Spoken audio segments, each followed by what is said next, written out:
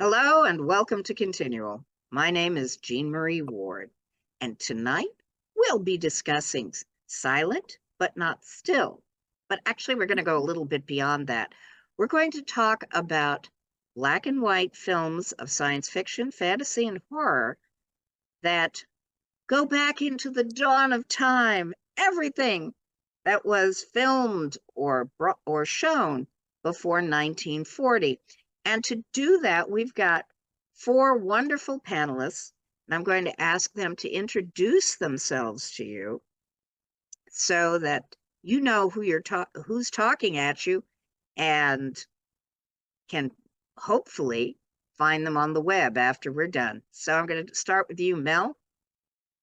Hi, I'm Mel Todd. I am the best-selling author of the Twisted Luck series, and I have a lot of other books out there. You can find me on the web at Bad Ash Publishing and on most social media as Bad Ash Books. And note that I'm saying ASH, not what I'm sitting on. Okay, Greg. I am Greg Uchrin, and I have done political cartoons, but now I'm doing a lot of science fiction illustrations, especially for Josh Palmatier. And I've been watching movies, silent movies and black and white movies for 70 odd years. So I know a lot here. Okay, Hansi. I'm Hansi Oppenheimer of Squee Projects. I'm primarily a visual artist, but it extends from oral history and documentary into cosplay and other areas where I can make things. Cool. Black and white movies, perchance? Yes. Okay, Ginny. Hi, I'm Gini Koch. I write the Alien Catherine Kitty Cat series for Daw Books, and I also write under a variety of other pen names and in all lengths and genres. And I am not as much of a movie buff, I think, as Hansi and Greg, but I qualify enough. Okay, well, let's start with some of that. What are some of your favorite black and white SFFH movies, and how did you get introduced to them? Who's starting? You. Me. Oh, Yes. Thanks for that. Okay, yeah, because I prepared from the 40s and 50s, so I am working there. I like some of the old ones. Buster Crabbe as Flash Gordon was very pretty. And how they did just. It's interesting in all of these films that they're trying super hard for the science to be exact, okay?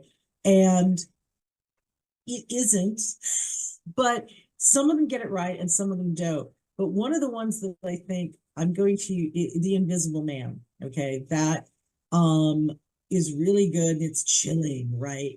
Of the day, it is chilling. But where I think it improved on source material a little bit. My daughter, when I homeschooled our daughter, one of her reading projects was she had to read every book that was involved in League of Extraordinary Gentlemen before we would go see the movie. So we read all of them. I was firm but fair. And she loved the Alan Quatermains. She, like I, cannot get through Jules Verne. Her father loves it. And he's just like, I don't understand why you two don't love it. Well, like, filmed, give us Verne filmed, but we can't read it. And so her book report on The Invisible Man, disagreeable character learns how to turn himself invisible and spends the entire time complaining and looking for pants. That was dead on accurate. I had no argument. She got an A because that was dead on right. The story is, but the movie was really, I remember seeing it on television and being like, as a little kid, when he takes off the bandages, it was super cool. So I'm going to say that's a double win for me, as it was really good and doing what it was supposed to do and is massively better than its source material. Was that your first introduction to black and white sci-fi, or was it just one of many? It's so long ago. And also, I'm going to be really honest. I'm concussion girl. I've had so many concussions. You'd think I played professional football, and I cannot remember. Okay, I don't remember what the first one was. I'm willing to say it's the first one, or Bela Lugosi going right, as Dracula or whatever. But because of our year restraint, I can't tell you because it's like I probably saw something from the 60s first, as opposed to the 40s. But I distinctly remember it. So there's that. Well, no, the Invisible Man is a great choice, but because that Claude Rains in that, the comedy juxtaposed with the horror, it's a wonderful film. And he does more in the film than just look for pants. So He certainly does. He tries to take over the world. Yes, which is a much better plot. It's a much better another plot lab than Will's explosion gone bad. Like Yeah. at a certain point, my grandson kept asking me origin stories for all the superheroes, and like by the time he was 6, he was like, "It's another lab experiment, isn't it?" Yes, exactly. It's a lab experiment. They fall into groups. Yes. The Fly, but that's out of our purview here. Right. I was Anyway, gonna say that was probably my first, but it's not in the right year because we're shunning the good years. So. Well, I would argue about the 50s, but anyway, Hansi, what was your first introduction to black and white science fiction, fantasy, horror, or better yet, silence? My first black and white horror when I was 3 was Universal's Frankenstein. Oh And I boy, remember you the were a little nightmares. young for that, weren't you? Yeah, but I grew up in the 60s and my dad worked for CBS, so it was like, yeah, the TV's the babysitter, that's all fine. They never, and my mom also was a huge pop culture geek. And so any of the black and white shows like Beverly Hillbillies, she's like, oh, Max Baer, well, his father was like a boxing champion. So my mother had all these stories because she used to go to the silent movies with her grandmother. So she, and then when I went to film school, of course, I got the crash course in all these silent films. And Metropolis still stands out. I have a little Maria figure because it's the message stands out. It's visually interesting. The perspective, like the way it's shot, it's alarming. That would be a favorite. Okay. Well, isn't that one of your favorites too, Mel? You were telling us a little bit beforehand how it just sort of blew your mind in college. Well, so there's actually 2 versions of Metropolis. There's the first version that Fritz Lang did in 1917, I believe. And that really just had whatever orchestra music they did with it and then had the little placards. Well, it was re-released and it was still silent, but they added modern rock music to it. Oh, no. That really I thought it just ramped it up because I'm a meh classical girl. I like the classics, but you get too much into Vivaldi or Baroque and I'm like, strangle me. And that's a lot of what the silent music's the type that they had very, very bland music with it for the most part. I mean, they did good with the horror stuff, and like Phantom of the Opera, but for the sci-fi stuff, it didn't give you that zing. And the Metropolis soundtrack, I mean, granted, again, we're talking, oh God, late 70s, early 80s, so I was totally more into the rock and roll than I ever would be to the classics. But honestly, if I'm thinking back, the first stuff I remember watching is going to be The Shadow and Lone Ranger, which was actually filming in the late 40s. And while it wasn't silent, it was all black and white.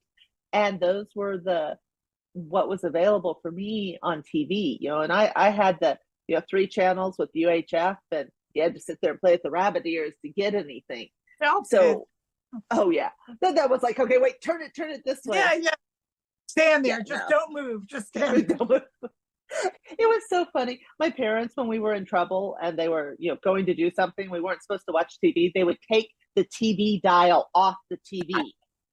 Okay, so they would take that with them. Parental control, huh? Yes. didn't slow us all down at all. We grabbed the pliers and we would stay Right. there with the pliers. Right? Yeah. We got to the right channel. And then we'd have to sit there and move it back so it would fit the same way. But no, I mean, science fiction has always been a way to present ideas and stuff that is out there that maybe people aren't ready for, to do things where you force people to look at current situations in a different way. And Metropolis was so good at that. It talked about class structure. It talked about star-crossed lovers. It talked about, honestly, you could easily take Metropolis right. Can you tell I'm a geek? You can take Metropolis right now and use it as a allegory to all the arguing we're doing about AI. Literally, right now, about how it's going to take jobs, how it's going to destroy people. That was exactly what he was, talking about with the automation and everything else.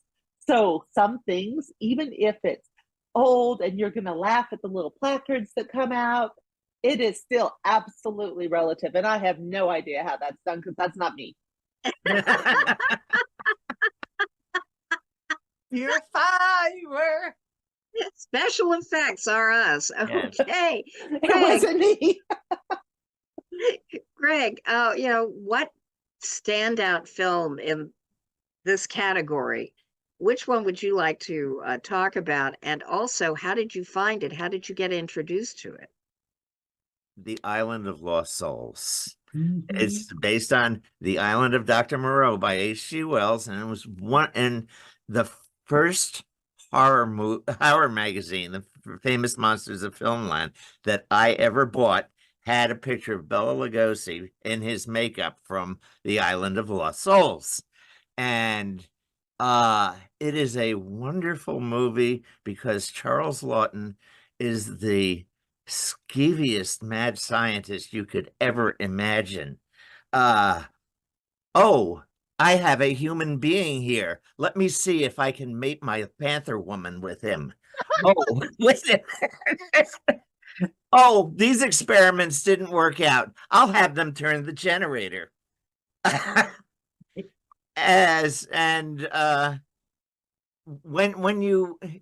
He's so British. Would you like tea? But he's more of rather than being mad, he's kind of a naughty little boy who has figured out how to glue the wings back onto the fly. And when he says, do you know what it means to feel like God? It's so different from like Colin Clive saying it in Frankenstein. It's like, you really are just sort of out there, aren't you? But it's a wonderful movie. So I watched it when I think was 10 years old. And yes, I'm done. My favorite bit in that movie is when, there's a Panther woman, okay, that he has created. And he's talking to the English flotsam that have arrived at the island. And he says, with the grin up his sleeve, that intelligent speech has been the most difficult thing about creating humans or somewhat humans out of other animals. But one day you'll create a woman and that will solve everything. By the way, H.G. Wells hated the movie. He liked The Invisible Man, though, and he was especially fond of Una O'Connor in it.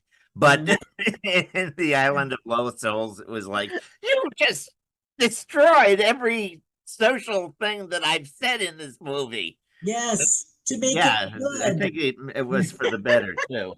To make it good. Yes, we did. Yeah. So you discovered silence and black and whites on TV, right? Your parents, I believe there was a show in New Jersey, New York that was on every day with stuff like this. Well, oh yeah, like there was Zachary. And there was the 4 o'clock movie too, and right. Yeah.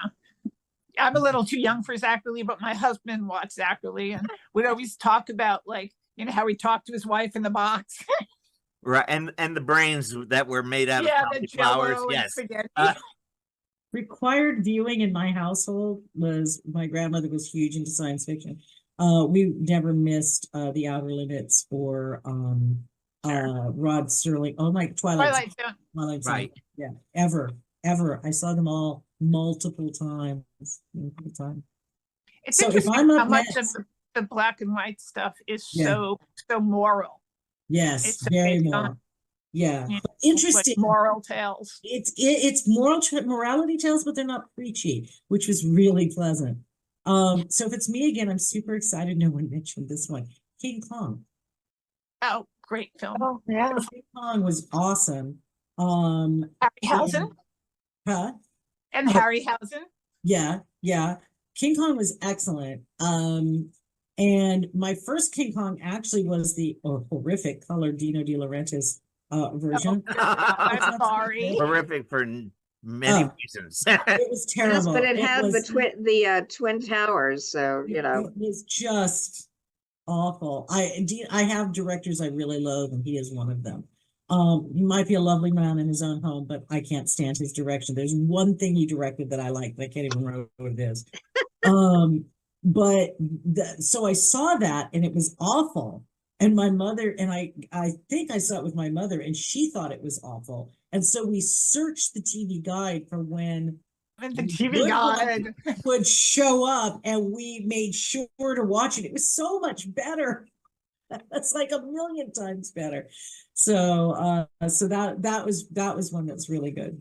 Yeah, talk about a morality tale that slides right through without judgment, you know? Yeah. It's amazing.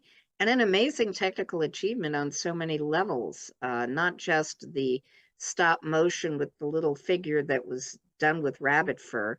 Yeah. And the sound effects got an Academy Award nomination because it was so wild. Yeah. Plus one of the great scores of all time. Mm. The musical scores by Max Steiner.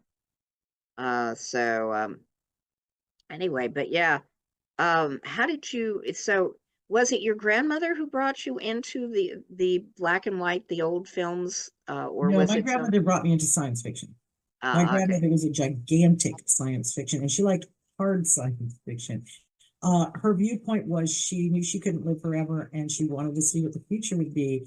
And her feeling was whatever man could imagine, man can create. So she's like, so that's why you read science fiction, so you know what's going to be coming, and that's part of why I ended up being a science didn't fiction. help. But that's why I'm a science fiction author, is really because of my grandmother.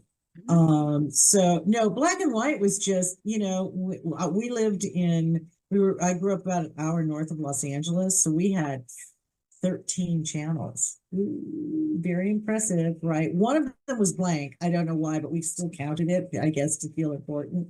So we had 13 channels, and if you wanted to find stuff, you had to look. And I'm very crank.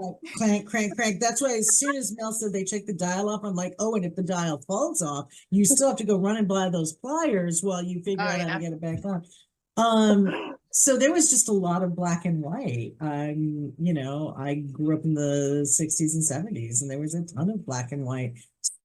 So if you wanted to watch anything on television, it was black and white. 90s. Even if it wasn't color, it was black and white. I mean, I watched The Prisoner in the 70s and thought it was shot in black and white. And because only your TV was black and years white. did I watch it, and it's in color. In the dark times, children, we didn't have color televisions. They're an upgrade. Just so you know, stop and pause and think of the horror. Think of the horror, kids. Suddenly in color, and it was like, oh, this is completely different than my read, you know, of the text as a black and white show. Yeah. Well, it's like the Wild Wild West started in black. First season's in black and white. It's the subsequent seasons that make the change over into color.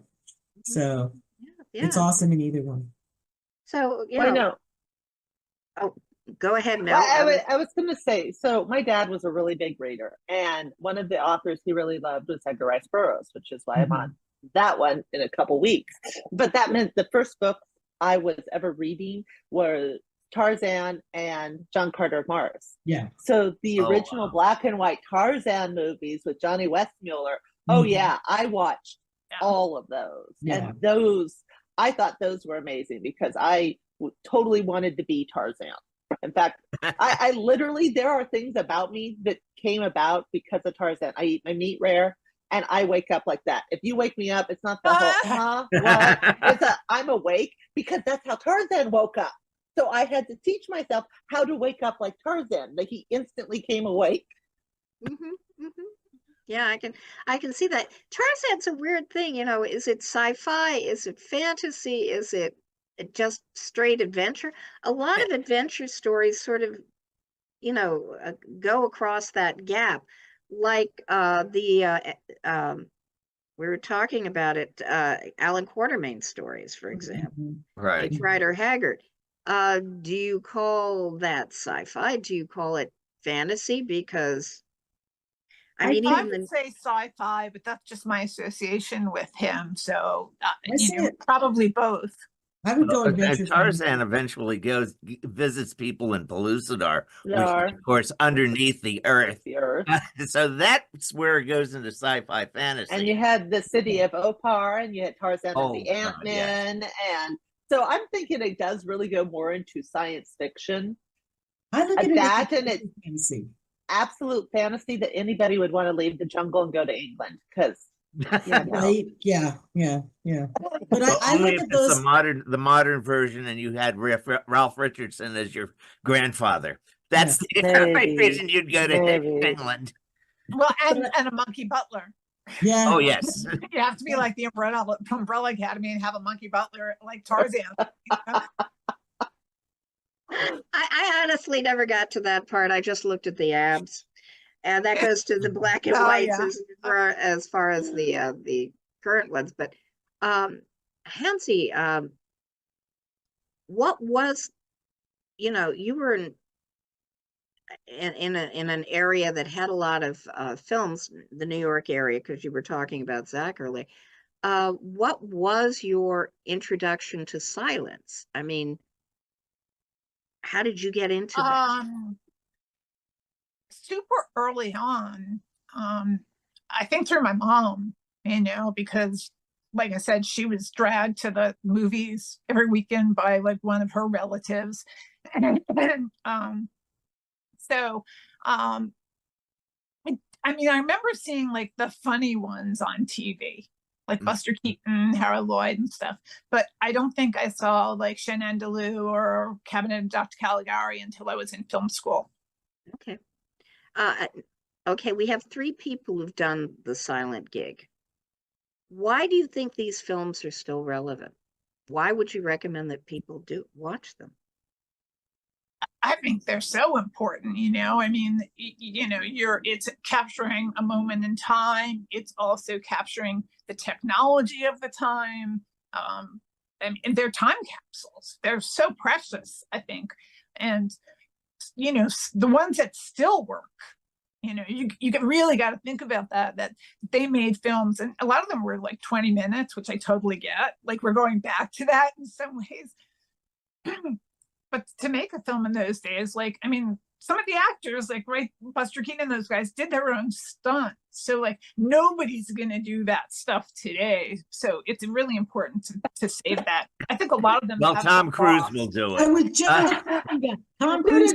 So I would drop a house on him. I was about to say, I don't think he's going to go for that. That's only after Jackie Chan came out and pointed out that he's broken every bone in his body. His bloopers reel at the end of the film are the best part, like where you see like he's crazy. He's jumping fire escape with a broken.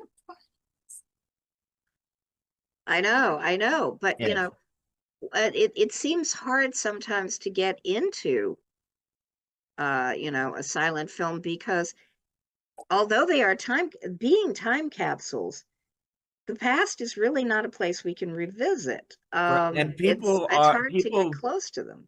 People are not used to watching a movie to get the meaning. They listen to the dialogue. I mean, we've been taught that from watching television, where you can walk away and listen to the dialogue and not bother to find out what's actually being shown on the screen, unless you hear an explosion. But And at least for television me, I think I documentaries, disagree. they always have a recap after a commercial, so that you can find out what you missed the last time. Yeah. Now, But the way people watch things is so different now too. I mean, the pacing and such of silent films is so different. That's for people, sitting in a theater. They had time. It was exciting. It wasn't like now where everyone's got their phone out and you're competing. Well, yeah, I've been through some movies though, that my phone was the only thing that got me through them. Shows me not to watch something that's critically approved.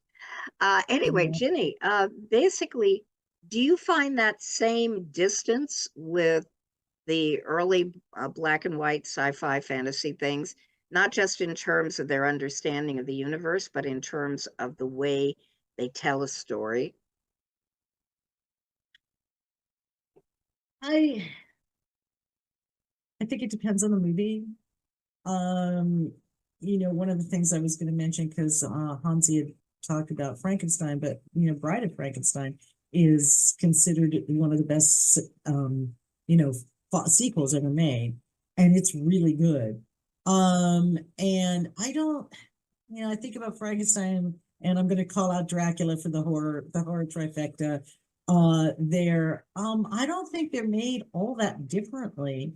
I think that, if you see silent ones or old ones, the same dramatic pause happens, which would now be a jump scare, for thing, or, the music, the score really matters, but the score matters in every movie. If you start listening to it, it pulls you right out of the movie, because you realize, something bad's coming because the music just changed. You're supposed to know that in the background, but not. Well, that's bad. That's either bad editing or bad sound design. Right. It pulls you out of the story. Exactly. You're not supposed to notice it. So if you do, you're either paying attention, or you're not really into the movie, or it pulled you out because it was poor. But I think storytelling, we're acting like it's just so different, what it was 100 years ago. People haven't changed at all. Okay, we haven't changed at all since, as near as I can tell, recorded history. So how kind of sad, actually. It is, but how we go, we want to know who our hero is and who our bad guy is, and who's the person in distress, and who will be saved, and will man versus nature or machine, who will win? Is good going to beat evil, and will boy of any form get girl in any form? I don't think any of it changes. I think that's one of the reasons we can watch them, is that they're still telling stories in a way that is comfortable to humans. One of the things that I hear a lot, in the sci-fi community, nobody's really created an alien that's really alien. No, because we're writing for humans. I'm not writing for some alien that I can't even comprehend, because they're not going to buy my book, so I really don't care what their opinion is, right? I'm not writing for them. I'm writing for human beings. So it's the same kind of thing. Hey, those of us who have a talking animal, I'm not writing it for the dog and the cat in the background either. I'm writing it for human beings. And all of these movies were made for human beings. And I think that's why they still work, why they're considered classics, and why we can go back and watch them. I think most of the things that we say, but they guessed wrong on the science. You know what? I'm still waiting for my jetpack, okay? And I'm still bitter that we don't have those yet. I'm just glad Herbert West hasn't figured anything out yet. Right? Yeah. And it's sometimes the scientific guess is wrong. You know what? It's not so great on Venus as far as we know right now. It's not a paradise to get to. But if you saw something, from a time frame when it was considered like that, but it's the same, to me, it's the same thing as reading a story from the Golden Age or the Silver Age. Sure. you know, and it's a visual medium, but I don't think there's any distance other than silent movies mean you have to read placards, and black and white movies are a little bit older and you don't get color. Otherwise, they're still just movies, and some of them are really good and some of them are unforgettably bad. Or some are so good and so bad they're on Mystery Science Theater, you know, 2000. Yeah, yeah. Mel, what about you? You know, basically, do you find it easy just to dive into these stories of the past? I'd like to point out that I haven't watched TV in 3 weeks because it's too much effort. I think the biggest problem is you actually do have to be in a mood. You have to be wanting to watch something that ticks that particular box for you, and especially given the fact that we have such a plethora of options. But I think one of the things that I notice the most is right now, for really most of the world, American cinema is by far the dominant. You know, we produce most of the TV shows, we produce most of the movies, and you really don't tend to see a lot of the other ones, except for the occasional Godzilla movie, the occasional Chinese epic star-crossed lovers stuff. Everything else tends to be art films, which isn't something the normal public gets into. I love the fact that if you go back and look at some of the original black and white sci-fi stuff, it's Germany, it's the Soviet Union, it is Danish, it is, and you get exposed to cultures that literally do not exist anymore. Because the Soviet Union culture, it's gone. It's been gone for about 30 years at this point. Films. Yes. Although I still love Ziva Vertov's Man with a Movie Camera. That's still like one of my favorite black and white films ever. But think about it. You actually, even though they're telling stories, they're sci-fi and fantasy, that culture seeps into it. Yeah. And it's like these little snapshots of something that has completely disappeared, especially when you're talking about movies for Germany in between World War I and World War II. That Germany flat out doesn't exist anymore. And even the people and attitudes, that culture is gone. And you get little bits of that through Fritz Lang. You get just interesting things because it bleeds through in the stories they tell. So it's one of those things that when it comes to black and white films, I want to drag Jenny, say, hey, we're having a movie night, and we sit down and watch Metropolis. So I have somebody that I can sit there and talk about it with. Yeah. Whereas if I just want to be entertained, I'm going to put on the latest Michael Bay because all I care about is the big explosion. Right. I want stuff to blow up real good. Yeah. Yeah. And that's usually the big problem I have with movies like this, and even some of the art house films, is I want to talk to somebody about it. I want to talk about my reactions.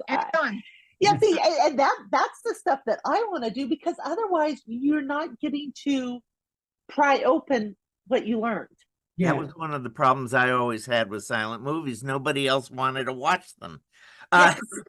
So how could I discuss them with anybody? So we should start doing what is it, co-watching, where everybody watches in their own house and you're all on the phone so you can talk to each other at the same time. I think you should be able to do it on Zoom as well, because Mel, you brought up a topic that is very important. What we see as important is the American cinema, but there's this guy on the classic horror movie Facebook thing, David Anun Jones, and what he has done is he's been getting the silent movies of Europe and Japan and all these other places where there were vampire movies in the silent days. There were other science fictions that we didn't know about. And I tell you, YouTube is the bomb. You can go watch Metropolis on YouTube right now. They even have a playlist with every single Fritz Lang's movie on it. You can go and find all of these, you know. So to those of you watching us later, go look them up on YouTube, because most of these are out of copyright and everything else. Nobody cares, you know. Go watch them and see some of these. You can find it too. Well, yeah, just about. Occasionally things like Metropolis, you can still buy CDs like through Amazon or something. Yeah. But they're all up on YouTube. go watch them, because you're going to find this entire world that you didn't even realize existed, and from cultures that we moved past.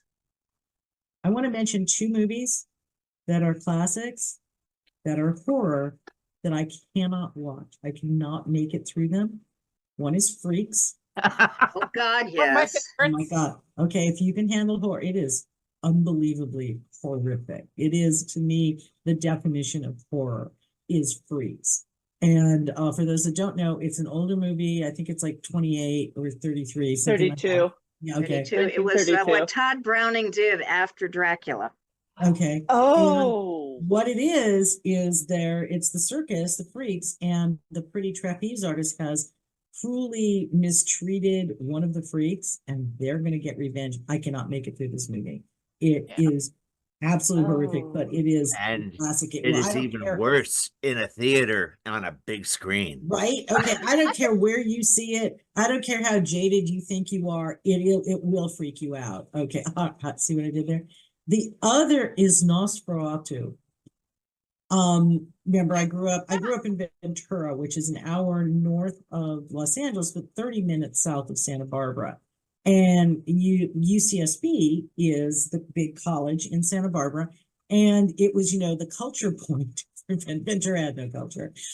So our culture it's an agricultural county that also everyone knows how to surf. Okay, that's it. That's what we've got. Surfing, and we grow your food.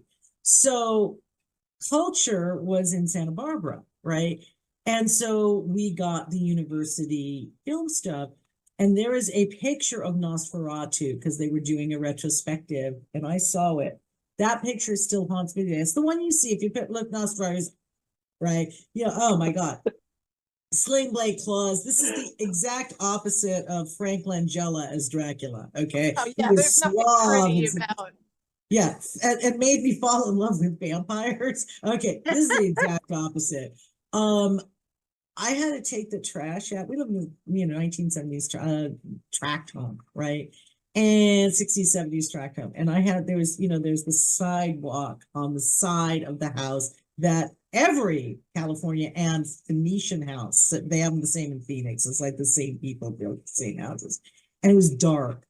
And I had to take the trash out. And Nosferatu was waiting for me every night. I could no more watch that movie than I will slash my own throat. Okay.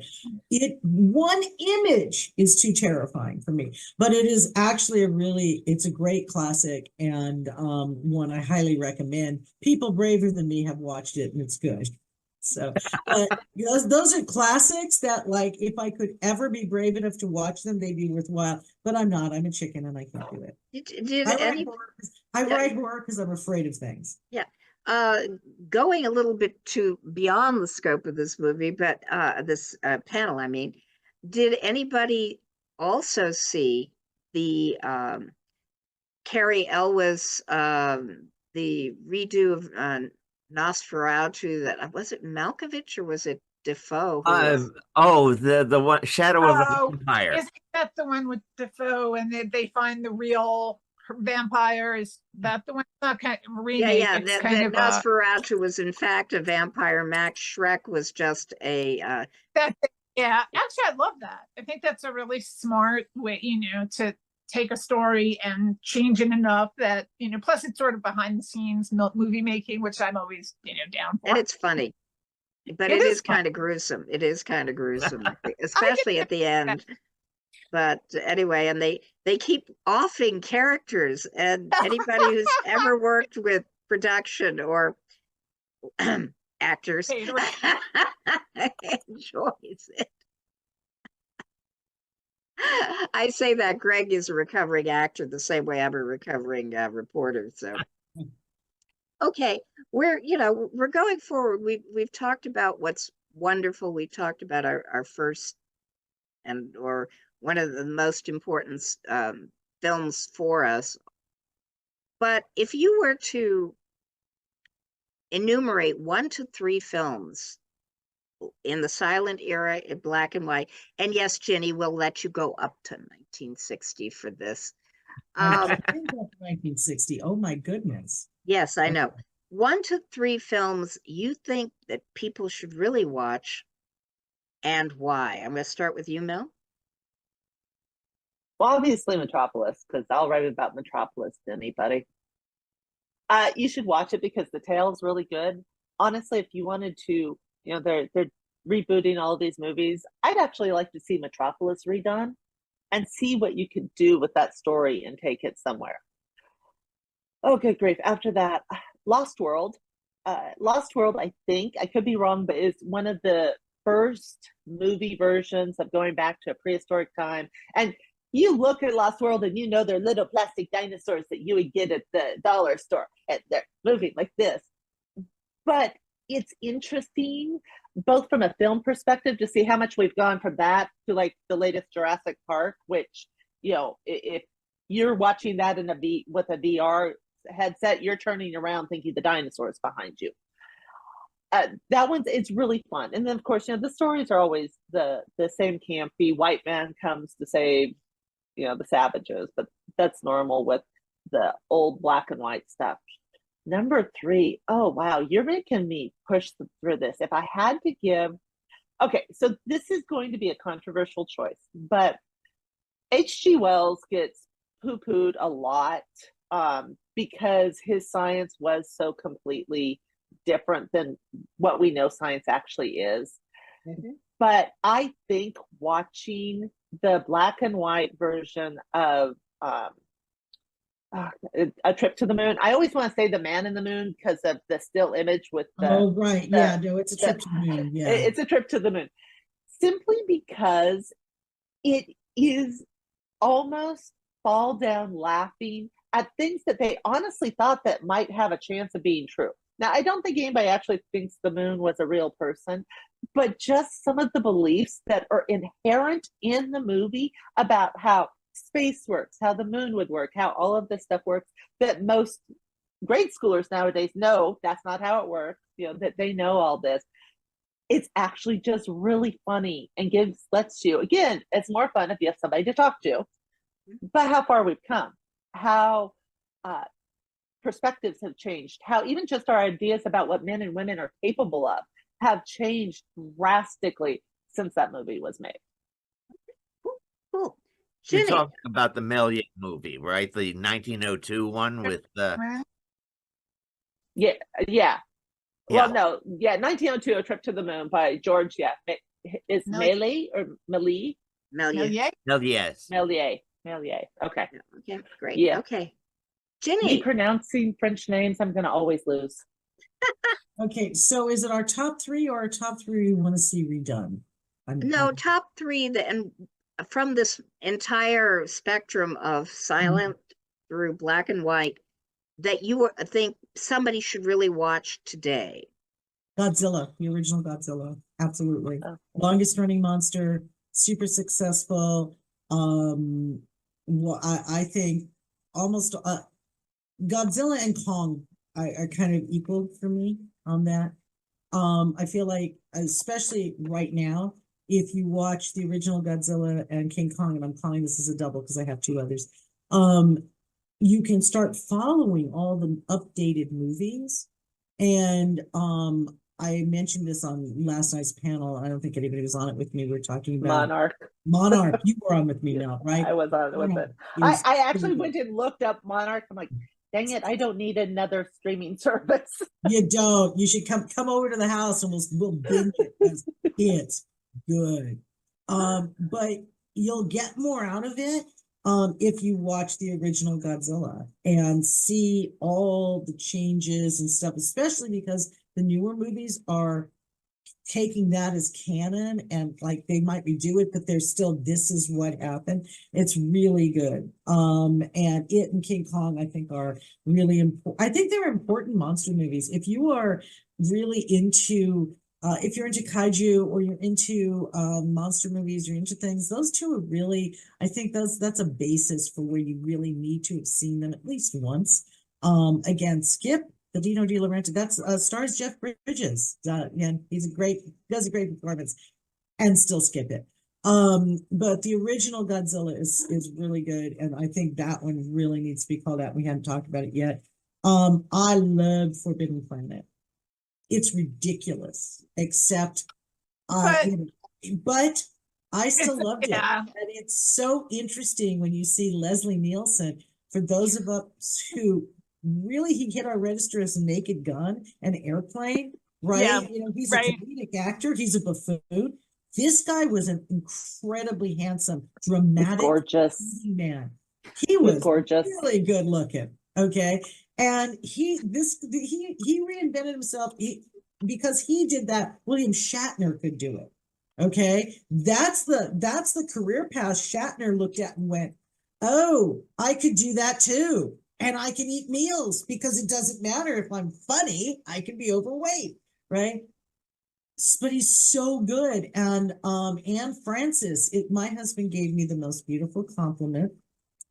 We're watching this and he goes, you know, she reminds me of how you looked and were when we met. I'm like, oh, I've never loved you as much as I love you now.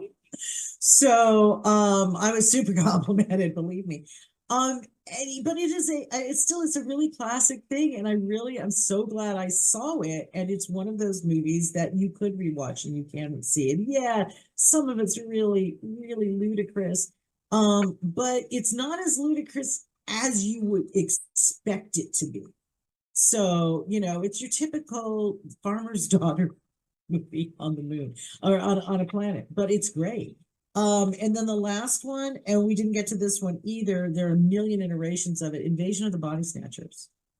That to me is the quintessential suburban or urban horror film, not necessarily I Am Legend or anything like that, because that's vampires, right? This is something where your family and friends are changing and you can't tell. And my first version of that was actually in the 70s with Donald Sutherland. And the closing image, and spoiler, it's been done a million times. Sorry, it's a spoiler alert. There, Donald Sutherland, yes, and the female, I can't remember who the woman is, they're friends. So his wife and her husband have already succumbed, and they're like the only people they know. And she comes running to see him, and he goes, oh, at her. And that's how the movie ends. And you're like, oh my God, right? She's alone. It's such good horror. So it's nothing horrible happens. It's not like people are gruesomely dismembered. Sorry if you're into the Saw franchise. When you said Carrie Elways, I'm like, please don't be saying Saw. Please don't be saying Saw. But it's super good. And there are a million iterations. And honestly, even the old ones, there's 2 or 3 black and white versions of it. They're all good because it hits in a, my neighbors have turned against me. My family has turned, everybody is not who they appear to be. They're, you know, they look normal, but they're not. And it's just those 3 to me are really, really good. Yeah. Well, you know, Forbidden Planet had a leg up on the script department. It was based on The Tempest. Oh, right. Yeah. Yes. Can't get much better than Will, you know? Yeah, you know. Hansi, what about you? 1 to 3 films from, you know, the silent black and white films that you think people should watch today and why? Shenandoah, which I think is just an amazing film. It's Louis Buñuel and Salvador Dali, and it's an experimental film. And it's one of the few films that I have to do this at one part. Like I watch crime and horror all the time. And, you know, but there's one scene where I'm just like, I know it's coming up. So that I think is an amazing film. Modern Times, I think, is hilarious and would still be relatable to audiences everywhere. He just can't stop from the job he's had. You know, it's a Charlie Chaplin film, and he's just a worker on this, you know, what do they call it? The assembly line. Yeah. And it's just how everything is mechanized and the worker no longer matters. And then, yeah, it Freaks is really hard for people, which I wasn't aware of because I love that film. I can't make it. But it's I would put in maybe The Unholy Three, which is also same director, Todd Browning, and they're I think it's is it Lon Chaney? And Lon there's like Chaney Senior's in Yeah. that. Yes. yeah, and they're like doing scams, and he's dressing like a woman to do the scams, and it's pretty entertaining. I think a audience could still watch that. Yeah. One of the ugliest women that would ever walk the earth. That's for damn sure. He was not a pretty man, and he made it even worse. Okay, Greg. Granny costume too. It was really Well, let's go back to Lon Chaney and say one of his most watchable silent movies is The Phantom of the Opera. absolutely. And it does have a couple of minutes of Technicolor in it, but it is a black and white movie, and it is actually watchable by people who aren't that into silent movies. That's now I'm going to also mention a few other movies from the standpoint of alterity. You've got Dracula's Daughter, where you have a very strong suggestion that the daughter of Dracula is fighting a bisexuality as a Interesting. instead of normative heterosexuality, and Yeah, she's very it's dumb. very strong, huh? She's very dumb. Yes, and she and her chauffeur look like they are the models for Edward Gorey. Totally. But and then there's also The Werewolf of London, which tries to do a werewolf as a science fiction movie. Oh yes, we can do this thing with a special plant that only grows in the Himalayas. But once again, That's not London at Midnight, which is what I'm thinking of, the lost film. right. So this is let me see. Henry Hull plays a Jekyll and man Hyde. who is a scientist, a botanist, and he's looking for this plant, and he doesn't realize that Warner Oland is a werewolf who bites him when he's doing it. And and Warner Oland gets some of the most wonderful lines, like a werewolf is a satanic creature combining the worst qualities of men and wolves. And they hear the werewolf in the background, and what is that? A lost soul, perhaps? Oh, yes. Yes, it's one of my favorite movies. So Also, yeah, it goes into the whole thing you were talking about with regards to Dracula's daughter and the lesbian or bisexual subtext. But you've got that one moment where Warner Oland is being introduced to Henry Hull, the guy Warner Oland had bitten, and Henry's doing the handshaking, and he said, "Do we know each other? We and only he met says, once." we met once in Tibet in the dark. And touches him where he bit him, but it's sort of like, oh God, we met at the PATH station in Newark, in the men's room. Yeah, it does have that vibe. It definitely has Right. that The vibe. the writer of this movie was in fact gay. And that's a racy subtext for the day and age. Today, yes, it is. But that was some serious wink, wink, nudge, nudge, stupid people. But that was daring for the day. Very daring, very risque. And was the Hays Code still in place at that point, or was that pre-Hays Code? They were both Dracula's Daughter and Dracula's Daughter London were just after the Hays Code were in it. They were 35 and 36, and the Hays Code came. Joseph Breen brought it down on everybody in 34. Because some of those I should Which say, reminds me, you should also watch The Black Cat, which was the last Universal before the Hays Code. And it's got wonderful, it's kinky. Lots of Satanism, lots of people in giant jars, whole people. No, dead people being displayed in glass coffins. And the hinkiest incest you ever did see. Yeah. So it was a wild film, yeah. Anyway, so we're coming up on the end of our time together, unfortunately, because I'm sure everybody has more films they'd like to talk about.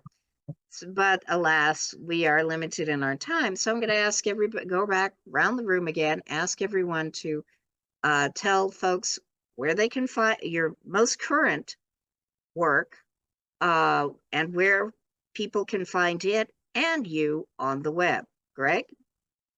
Well, my most current work, I've been doing some illustrations for Josh Palmetier's Zombies Needs Brains, and there's going to be a new illustration and story out on January the 15th by Electra Hammond, and it's called Aside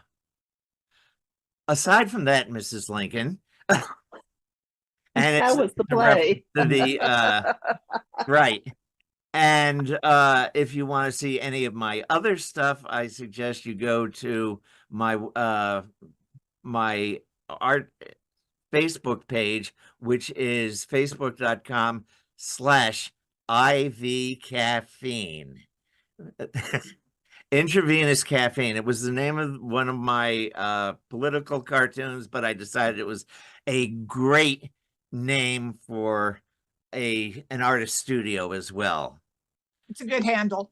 Yeah. Okay. Yeah.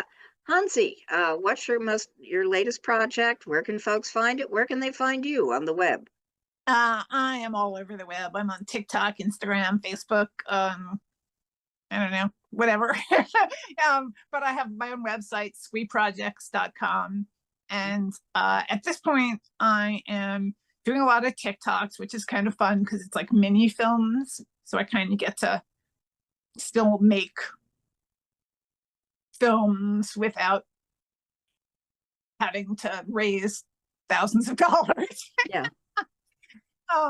And I've been writing. I have an essay out in Lynn Zubernis and Matt Snyder's book on the boys, all Soup Ain't All Heroes. Mm-hmm. And I'm an associate producer on a horror film called New Fear's Eve with Melissa Rose, Dave Sheridan, and Jeffrey Reddick that should be coming out this year. Okay, congratulations. Very good. Yeah. Mel. I have a cat who suddenly decided she wanted to investigate my desk, and she is never up here, so I'm waiting for her to like rip out a cord or something.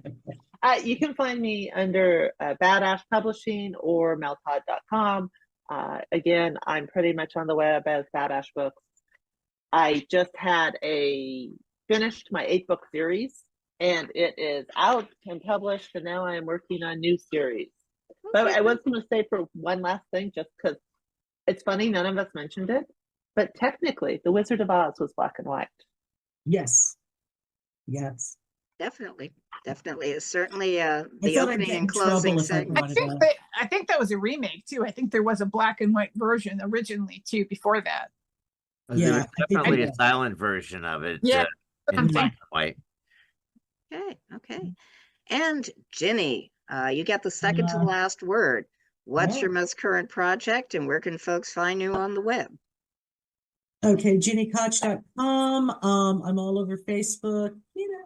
I'm on X, Twitter, Blue Sky, Pinterest, something else I can't remember. Not really on Instagram. That looks like it. Please stop bidding me. I'm not active. I can't make it work. I love you all. It's not. You're never gonna figure it.